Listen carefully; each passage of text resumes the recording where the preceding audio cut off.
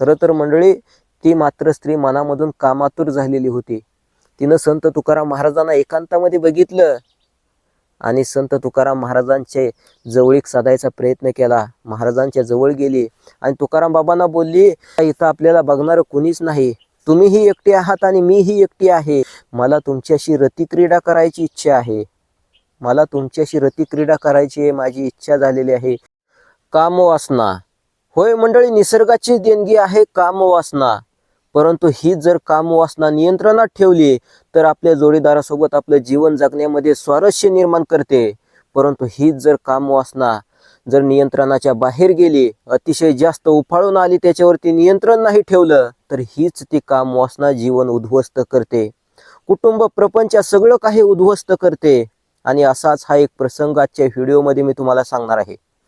अक्कलकोट निवासी सद्गुरू श्री स्वामी समर्थ महाराजांची सेवा करणारी एक महिला, एक स्त्री आणि त्या ताईसोबतचा एक अनुभव आजच्या व्हिडिओमध्ये मी तुम्हाला सांगणार आहे. मंडळी, कामवासना खरं तर निसर्गाच्या नियमाप्रमाणे ही कामवासना आपलं जीवन जगण्यामध्ये स्वारस्य निर्माण करते. आणि हीच जर कामवासना नसती तर या सृष्टीमध्ये मनुष्याची उत्पत्ती पुढे होत गेली नसती, हेही तितकंच खरं. परंतु ही कंट्रोलमध्ये पाहिजे, नियंत्रणामध्ये पाहिजे, एक चाकोरीबद्ध जीवन जगलं पाहिजे, तरच या कामवासनेच्या आधारे आपल्या जोडीदारासोबत आपण आपलं अगदी स्वारस्यानं जीवन जगू शकतो. परंतु हीच कामवासना जेव्हा आपण धर्माच्या पलीकडे जाऊन आपली जेव्हा ही कामवासना उफाळून येते, ती चाकोरी सोडून आपण जेव्हा बाहेर पडतो, तेव्हा मात्र जे काही घडतं ते सगळं विपरीत घडतं, आयुष्याचा सत्यानाश होतो. आणि असाच हा त्या ताईंसोबतचा प्रसंगाच्या व्हिडिओमध्ये मी तुम्हाला सांगणार आहे. मंडळी, स्वामी समर्थ महाराजांची सेवा करणारी ती महिला, वय साधारणतः 58 ते 60 वर्ष. खरं तर त्या ज्या ताई आहेत, ती जी महिला आहे, तिच्या मुलाचं सुद्धा लग्न झालेलं असतं. आणि होय मंडळी, तोच मुलगा एका परक्या मुलीच्या प्रेमामध्ये आहारी गेलेला असतोय. प्रेम ते कसलं? प्रेमाची व्याख्या पूर्वी फार चांगली होती आणि प्रेम ही संकल्पना एकंदरीतच फार चांगली आहे. परंतु आता मंडळी घडलंय असं, प्रेम म्हणजे फक्त आंबटपणा. हो, मी काय बोलतोय तुमच्या लक्षामध्ये आलं पाहिजे. प्रेम हे दुधासारखं आहे, अमृतासारखं आहे. परंतु ती व्याख्या पूर्वी चांगली होती. प्रेम हे दुधासारखं होतं. परंतु आता घडतंय काय? ते दूध रवीने घुसळून त्याच्यामधलं जे काही आहे लोणी ते बाजूला केलं आणि ते लोणी बाजूला केल्यानंतर राहतंय फक्त ताक. आणि सध्याची जी पिढी आहे, यांच्या या प्रेमामध्ये, या दुधामध्ये लोणी नाही, लोणी निघून गेलेलं आहे. राहिलेलं आहे ते फक्त आंबटपणा राहिलेला आहे, ते म्हणजे ताक. आणि ते ताक म्हणजेच वासना. होय, प्रेम या संकल्पनेमध्ये वासना हाच केवळ शब्द उरलेला आहे. आणि असंच काही घडलेलं होतं. त्या ज्या ताई आहेत, त्यांचा मुलगा एका कुठल्या तरी परक्या मुलीच्या वासनेमध्ये, तिच्या प्रेमामध्ये आहारी गेलेला होता. खरं तर मंडळी, त्या मुलाचं लग्न सुद्धा झालेलं होतं. देवाच्या कृपेने 2 लहान लहान लेकरं होती. आणि अशा वेळी मंडळी त्या घरामध्ये मात्र सतत कटकट भांडणतांता वाढू लागला. आणि त्याला कारण एकच होतं की तो मुलगा कुठल्या तरी परक्या मुलीच्या प्रेमाच्या आहारी गेलेला होता. कोण्या तरी परक्या मुलीच्या खोट्या प्रेमाची झापड याच्या डोळ्यावरती चढलेली होती. खरं तर देवाच्या कृपेने फार सुंदर अशी बायको सुद्धा भेटलेली होती. परंतु त्याचं स्वारस्य, त्याचं मन मात्र कुठल्या तरी परक्या मुलीमध्ये गुरफटलेलं होतं. आता खरं तर त्यांच्या घरामध्ये फार भांडणतंटा वाढू लागला. एवढा भांडणतंटा टोकाला गेला की त्याची जी पत्नी आहे ती मुलं बाळ घेऊन माहेरी जायच्या तयारीमध्ये होती. परंतु ती जी सासूबाई आहे, म्हणजे त्या मुलाची जी आई आहे, ती मात्र चांगली होती. ती खरं तर आपल्या मुलाची जी चूक आहे ती पदरामध्ये अजिबात घेत नव्हती. ती तिच्या सुनेला समजावून सांगत होती की ठीक आहे, आपण देवाकडे प्रार्थना करूया, त्यालाही समजून सांगूयात की तो त्या परक्या मुलीच्या प्रेमामध्ये आहारी गेलेला आहे, त्याला त्या मार्गापासून, त्या चुकीच्या मार्गापासून आपण दूर काढूया. परंतु ती सुनबाई काही ऐकायला तयार नव्हती. खरं तर मंडळी, ही जी ताई आहे किंवा हे जी महिला आहे, हिला इकडं आड तिकडे विहीर झालेली होती. मुलगा तर दुसऱ्याच मुलीच्या प्रेमामध्ये आहारी गेलेला होता. आणि खरं तर सुनबाई जी आहे, त्या मुलाची बायको मात्र मुलं बाळ घेऊन माहेरी जायच्या तयारीला लागलेली होती. मंडळी, फार मोठा अर्थ या स्टोरीमधून तुम्हाला बघायला भेटणार आहे. आणि एकदम सत्य घटना आहे. मंडळी, पुढे झालं काय? ती जी आई आहे, त्याच्या ताई आहेत, त्यांची मात्र श्री स्वामी समर्थ महाराजांवरती नितांत श्रद्धा होती. ते स्वामी समर्थ महाराजांना प्रार्थना करत असायच्या की स्वामी माझ्या मुलाला सद्बुद्धी द्या. कुठल्या तरी परक्या मुलीच्या तो आहारी गेलेला आहे, त्याला या वाईट मार्गावरून चांगल्या मार्गाला आणा. त्याचा सुखाचा संसार होऊ द्या. 2 मुलं बाळ आहेत, त्याची बायको आहेत आणि या दोघा नवरा बायकोंमध्ये स्वामी स्वारस्य ठेवा. परंतु घडत मात्र उलटच होतं. तो जो मुलगा आहे त्या जवळपासच राहणाऱ्या कुठल्या तरी अगदी वाईट वृत्तीच्या त्या मुलीच्या आहारी गेलेला होता. कधी कधी तो घरी सुद्धा येत नसायचा, तिकडच त्या मुलीसोबत फिरत असायचा. मंडळी, हे सगळं मात्र त्याच्या बायकोला सहन होत नव्हतं. कारण मंडळी, आपला नवरा कुठल्या तरी परक्या परस्त्रीच्या आहारी गेलेला आहे, हे कुठल्या स्त्रीला आजकाल सुद्धा पटत नाहीये. आणि अशाच मुळे अनेक संसारामध्ये तेढ निर्माण होते. हे आहे वास्तव. मंडळी, पुढं नेमकं काय घडलं आणि अशा पुरुषांना सुद्धा मी फार मोलाचा सल्ला आजच्या व्हिडिओमध्ये देणार आहे. व्हिडिओ तुम्ही शेवटपर्यंत बघा. स्वामी समर्थ महाराजांच्या कृपेने तो जो मुलगा आहे तो वाईट मार्गाला गेलेला कशा पद्धतीने चांगल्या मार्गाला लागला, सद्मार्गाला लागला, ते तुम्हाला सगळ्यांना सांगणार आहे. विनंती इतकीच, कळकळीनं माऊली हा व्हिडिओ बनवतोय, व्हिडिओ शेवटपर्यंत बघा. ते जे त्या मुलाची आई आहे ती एकदा स्वामी समर्थ महाराजांकडे गेली अक्कलकोटला. खरं तर इकडं मात्र तिच्या मुलाची आणि तिच्या सुनबाईची सारखी कटकट सुरू असते. सुनबाई मुलं बाळ घेऊन माहेरी जायच्या तयारीला असते. ती स्वामी समर्थ महाराजांच्या मंदिरामध्ये अक्कलकोटला जाते. स्वामी समर्थ महाराजांना मनोमन प्रार्थना करते की स्वामी या वाईट मार्गाला निघालेल्या माझ्या मुलाला वाचवा, त्याला सद्बुद्धी द्या, चांगल्या मार्गाला आणा. आणि अक्षरशः ती स्वामी समर्थ महाराजांना मठामध्ये विनवणी करत असताना त्या माऊलीच्या डोळ्यामधून अश्रू येतात. खरंच मंडळी, त्या ठिकाणी दर्शन घेऊन गुरुवारी ताई गाडीमध्ये बसतात, बसमध्ये बसतात आणि परत येऊ लागतात. डोक्यामध्ये तोच विचार असतोय की माझा मुलगा कधी सद्मार्गाला येईल, त्याचा विस्कटत चाललेला संसार कधी जुळेल. खरं तर अनेक संसारामध्ये अशा या वासनेमुळे, या परक्या मुलीच्या किंवा परक्या स्त्रीच्या प्रेमामध्ये पडल्यामुळे अनेक संसारामध्ये तेढ निर्माण होत आहे माऊली. आणि हे वास्तव आहे. ती जी महिला आहे तिचं डोकं मात्र फन करत होतं. काय करावं काय नाही अजिबात समजत नव्हतं. स्वामी समर्थ महाराजांना त्या ताईनं साकडं घातलं की माझ्या मुलाला देवा सद्बुद्धी येऊ दे.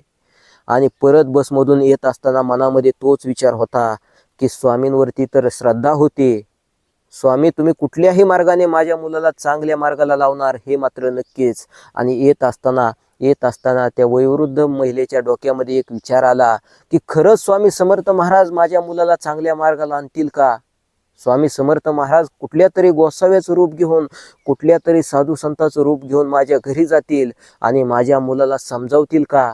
असा विचार सहज त्या स्त्रीच्या डोक्यामध्ये आला. आणि काय आश्चर्य मंडळी, पुढच्या स्टॉपला एसटी आली. ती महिला घरी उतरली आणि घरी उतरून त्या ठिकाणी घरी येऊन बघते तर काय, अक्षरशः तिच्या ध्यानामध्ये जसं काही आलेलं होतं तसंच काहीतरी घडलेलं होतं की तिच्या अक्षरशः दारामध्ये कोणीतरी भिक्षुकरूच्या रूपाने कोणीतरी साधू महाराज आलेला होता.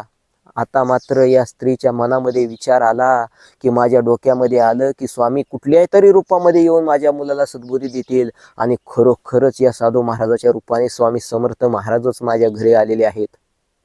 खरं तर मंडळी, तो भिक्षुकरू बाहेर होता आणि घरामध्ये मात्र काहीतरी त्या दोघा पती पत्नींचा, म्हणजे त्या ताईच्या मुलाचा आणि सुनेचा काहीतरी भांडणतंटा चाललेला होता. त्या भिक्षुकरूच्या, त्या साधूच्या सगळी गोष्ट लक्षामध्ये आली की तो मुलगा कुठल्या तरी परक्या स्त्रीच्या प्रेमामध्ये गुरफटलेला आहे. कुठल्या तरी परक्या मुलीच्या सुंदरतेवरती तो बहाळलेला आहे. तो इतका बहाळलेला आहे की त्याचा स्वतःचा संसार, स्वतःची बायको हे सुद्धा त्याला दिसत नाहीये. खरं तर ह्या ज्या ताई आहे त्या बसमधून उतरल्यानंतर घरी येऊन बघताय तर काय, तो साधू महाराज सगळं काही ऐकतोय आणि आतमध्ये मात्र त्या दोघा नवरा बायकोंमध्ये भांडणतंटा चाललाय. आणि तेवढ्यातच मंडळी, ते जे बायको आहे त्याचे, ते घरातून बाहेर येते. बघते तर काय, भिक्षुकरू झोळी होती, काकीमध्ये झोळी होती. त्या माऊलीने महाराजाला तांब्या भरून पाणी दिलं. महाराजाने घटा ते पाणी सगळं संपवून टाकलं, तांब्या ठेवला. आणि त्याच ठिकाणी मंडळी, त्या ज्या ताई आहे त्यांची जी सुनबाई आहे त्या दोघीही बोलल्या की महाराज आता जेवण करून जा. मंडळी, महाराजांसाठी जेवणाचं ताट त्यांनी आणलं. महाराज बाहेर अंगणामध्ये बसलेले होते आणि त्याच ठिकाणी मंडळी, त्या ज्या ताई आहे त्या मुलालाही बोलल्या, अरे तूही जेवण करून घे महाराजांच्या सोबत. आणि असं म्हणून दुसरंही ताट वाढून आणलं. महाराज जेवणासाठी बसलेले होते. बाजूला दुसरं एक ताट ठेवलं आणि त्या ताटावरती येऊन जेवण्यासाठी तो मुलगा येऊन बसला. जसा तो मुलगा बसला तसं झटकन महाराज त्या ताटावरून उठले. काय झालं महाराज, जेवण करायचं सोडून तुम्ही का उठलात? तो मुलगाही बोलला. ते महाराज रागाने त्यांचा चेहरा लालबुंद झाला आणि बोलले, अरे बावळटा, तुझ्यासारख्या पाप्याच्या मांडीला मांडी लावून मी नाही बसणार. हो, घरी लक्ष्मी असताना, चांगली सोन्यासारखी बायको असताना दुसरीकडे तू तोंड काळं करतोयस आणि अशा तुझ्यासारख्या पापी नीच माणसाच्या मांडीला मांडी लावून मी नाही बसणार. खरं तर घरामध्ये असणारा भांडणतंटा त्या महाराजाने आल्यानंतर ऐकलेला होता आणि त्या महाराजांच्या एक गोष्ट लक्षामध्ये आली होती की हा जो मुलगा आहे कुठल्या तरी परक्या मुलीच्या प्रेमामध्ये गुरफटलाय. तिच्या सौंदर्यावरती इतका बहळलाय की याचं उद्ध्वस्त होणारं हे जीवन, याचा उद्ध्वस्त होणारा संसार सुद्धा याला दिसत नाही. खरं तर मंडळी, त्या ज्या माऊली आहेत, त्या ज्या ताई आहेत आणि त्या मुलाची जी पत्नी आहे, त्यांनी महाराजांना समजावून सांगितलं की महाराज ठीक आहे, ठीक आहे, तुम्ही जेवण करा, असं तुम्ही उठून जाऊ नका. ते महाराज बोलले की अशा अमंगेल अपवित्र माणसाच्या मांडीला मांडी लावून मी बसणार नाही. शेवटी तोही मुलगा रागाला गेला आणि त्या महाराजांना बोलला, अरे जा जा, मी काय तुम्हाला आमंत्रण दिलं का घरी माझ्या जेवायला या म्हणून? गेला तरी मला काही फरक पडत नाही. ते महाराज बोलले अरे मी तर जातोच, परंतु तू तुझ्या योग्य जागी येशील. माझा हा अनावर झालेला राग तू समजून घेशील. अरे तुझी बुद्धी जाग्याला येऊ दे, तू करतोय काय हे तरी भान ठेव. खरं तर मंडळी, त्याच ठिकाणी त्या मुलाला मात्र थोडंसं वाईट वाटलं आणि तडतड तो महाराज तिथून निघून गेला. आता त्या मुलाला वाईट वाटलं हे तिथपर्यंत ठीक होतं, परंतु त्या परक्या मुलीला तो मात्र अजूनही सोडायला तयार नव्हता. खरं तर जेवण करीत असतानाच त्या मुलीचा त्याला फोन आला. त्या जेवणाच्या ताटावरून उठून तो मुलगा तिथून त्या मुलीला भेटायला गेला. बघा मंडळी, खरं तर जे काही षड्रूप आपल्याला सांगितले आहेत, काम, वासना, क्रोध, लोभ, मोह, माया, मत्सर, हे जे षड्रिपू जे सांगितलेले आहेत, सहा ज्या गोष्टी आहेत, ह्या जीवनामध्ये आपल्या संसारामध्ये जीवन जगत असताना फार अडचण करतात आणि हे जीवन अगदी कठीण होऊन जातं. या 6 गोष्टींवरती आपलं निर्बंध पाहिजे, या 6 गोष्टींवरती आपली मर्यादा पाहिजे. परक्या स्त्रीच्या, परक्या मुलीच्या किती आहारी जावं हे पण समजलं पाहिजे मंडळी. काम, वासना आहे हे सगळं काही ठीक आहे, किंवा परक्या स्त्रिया, परक्या मुली हे आपल्याला इतरत्र दिसतच असतात. मग परतीकीच्या वाटेला आपण कसं आडवं जायचं? त्या लाळ टपकणाऱ्या त्या कुत्र्यासारखं प्रत्येक स्त्रीच्या मागं कसंच धावायचं? ही कसली आली आहे मर्दानगी? हो, मान्य आहे, या गोष्टी देवा धर्माला सुद्धा चुकलेल्या नाहीत, संत महंताला चुकलेल्या नाहीत. मंडळी, संत तुकाराम महाराजांच्या जीवनामधला एक प्रसंग तुम्हाला सांगतो की अशीच एक कामातूर स्त्री जिनं संत तुकाराम महाराजांना एकांतामध्ये बघितलं. संध्याकाळची वेळ होती, फार सुंदर अशी स्त्री होती, अगदी कमनीय बांधा, अगदी सुंदर अशी स्त्री. खरं तर मंडळी, ती मात्र स्त्री मनामधून कामातूर झालेली होती.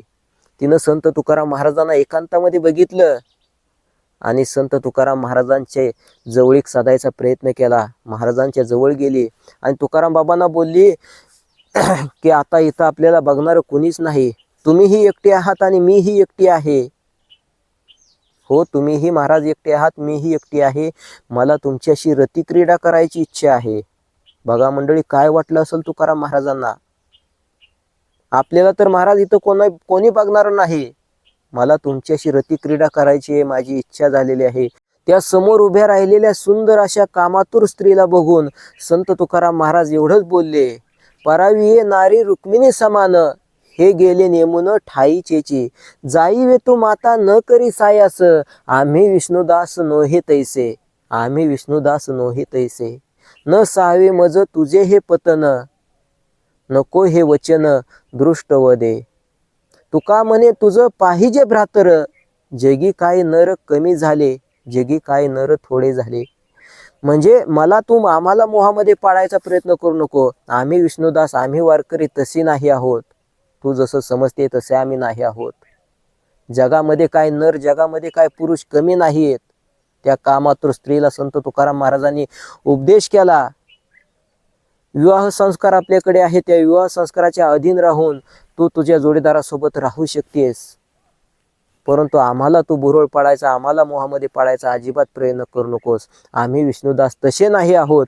परक्या स्त्रीला परस्त्रीला आम्ही रुक्मिणी माते समान मानतो, असं उपदेश त्या स्त्रीला संत तुकाराम महाराजांनी केला. आणि तोच उपदेश आज सुद्धा आपण पाळला पाहिजे. ते संतांचे विचार आपण पाळले असेल, आपण स्त्री असो किंवा पुरुष असो. खरं तर स्त्रिया सुद्धा अशा पद्धतीने अनेक परपुरुषांना मोहामध्ये पाळायचा प्रयत्न करीत आहेत. खरं तर सोशल मीडियावरून मला हेच समजतं. अगदी श्री स्वामी समर्थ महाराजांचे व्हिडिओ बनवत असताना अनेक स्त्रियांचे कमेंट येतात की दादा, माझ्या नवऱ्याला परक्या स्त्रीने भुरळ घातलेली आहे, परक्या स्त्रीच्या मोहामध्ये तो पडलेला आहे, काय करावं समजत नाही.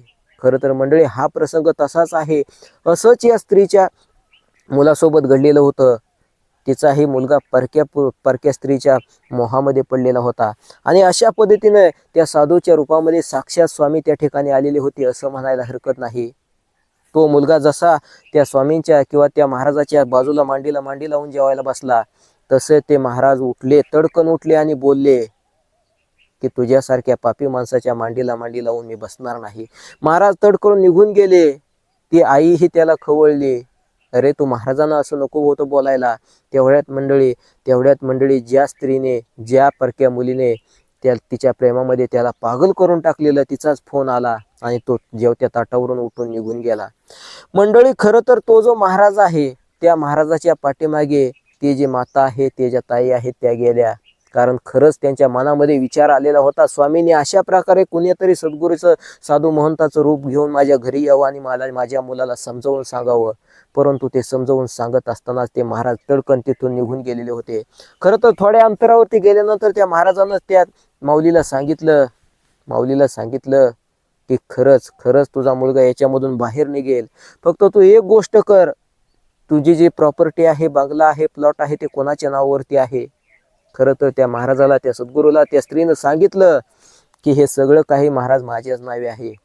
तेव्हा ते महाराज बोलले, एकदम सरळ आहे, अगदी सुतासारखा सरळ तुझा मुलगा होईल. मंडळी, तो महाराज बोलला की माऊली, तू एक अफवा कर, ही सगळी काही इस्टेट आहे, जमीन बंगला आहे, या माझ्या नावावरती असणाऱ्या सगळ्या संपत्तीचा मी निलाव काढणार, सगळं काही विकून टाकणार आणि अर्धा हिस्सा त्या सुनबाईला देणार, तीही माहेरी निघून जाईल. बघा मंडळी, अगदी त्या महाराजांना सांगितल्याप्रमाणे या माऊलीनं, या स्त्रीनं अफवा केली. खरं तर ही अफवा सगळीकडे पसरली. तिच्या प्रॉपर्टीला गिऱ्हाईक येऊ लागलं, लोक येऊ लागले. आता मात्र या मुलाच्या पायाखालची जमीन सरकली की आई अशा पद्धतीने सगळी काही जमीन, इस्टेट, प्रॉपर्टी विकून टाकते, माझं पुढं भवितव्य काय.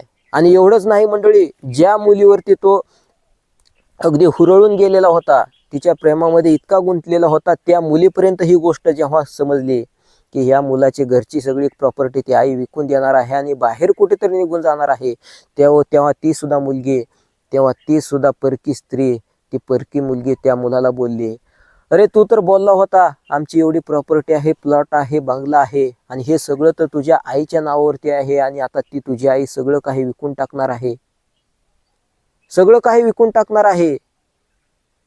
मग तुझ्यावरती प्रेम करायला मी मोकळी आहे का.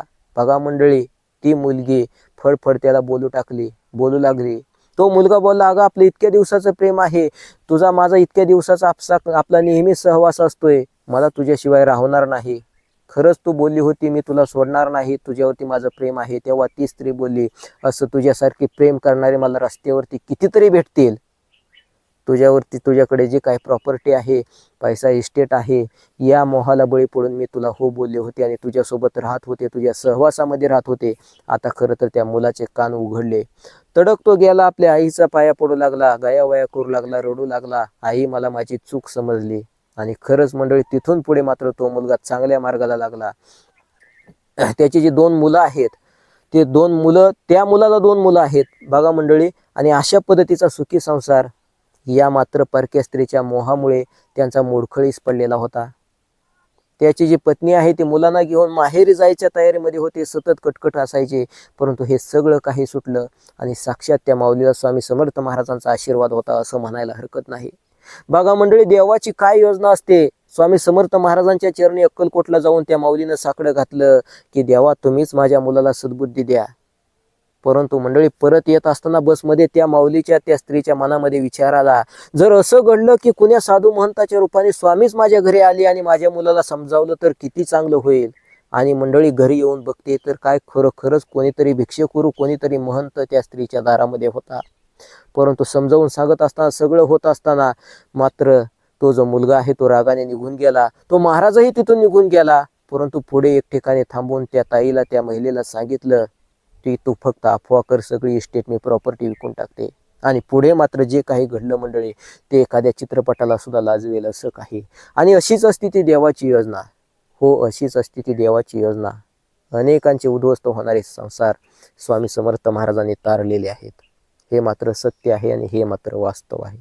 आणि आज सुद्धा अनेक महिला अगदी अंतकरणानं स्वामी समर्थ महाराजांकडे साकडं घालत आहेत की स्वामी माझा नवरा परक्या स्त्रीच्या आहारी गेलेला आहे, परक्या स्त्रीमध्ये इतका गुंतलेला आहे की त्याचं कुटुंबाकडे प्रपंचाकडे अजिबात लक्ष नाही. त्याला आमच्या कुटुंबाला या सगळ्या काही विघ्नामधून सावरा, अशा मनोमन स्त्रिया स्वामी समर्थांना प्रार्थना करीत असतात. खरं तर सगळ्या पुरुष वर्गाला सुद्धा मला हात जोडून कळकळीनं विनंती करायची आहे की होय, हे षड्रिपूपैकी एक गोष्ट आहे काम. काम, क्रोध, लोभ, मोह, माया हे सगळं काही आहे हे आपल्या जीवनामधले फार मोठे अडथळे आहेत. हे जरी निसर्गतः आपल्या शरीरामध्ये जरी आलेले असले तरी याच्यामध्ये मात्र नियंत्रण पाहिजे. आपल्या मनावरती आपला ताबा पाहिजे आणि कसं वागायचं कसं जगायचं हा आपण ठरवलं पाहिजे. खरोखर संत तुकाराम महाराजांचा तो अनुभव या व्हिडिओमध्ये मी तुम्हाला सांगितला. खरोखरच त्या पद्धतीने साधू संतांचे विचार आपण अंगीकृत केले पाहिजे. अगदी स्वच्छंदी जीवन आपण जगू शकू. हाच एक उपदेश या व्हिडिओच्या माध्यमातून करायचा होता. तर धन्यवाद. आता भेटूया पुढच्या एखाद्या नवीन व्हिडिओसोबत. श्री स्वामी समर्थ. जय जय स्वामी समर्थ. रामकृष्ण हरी.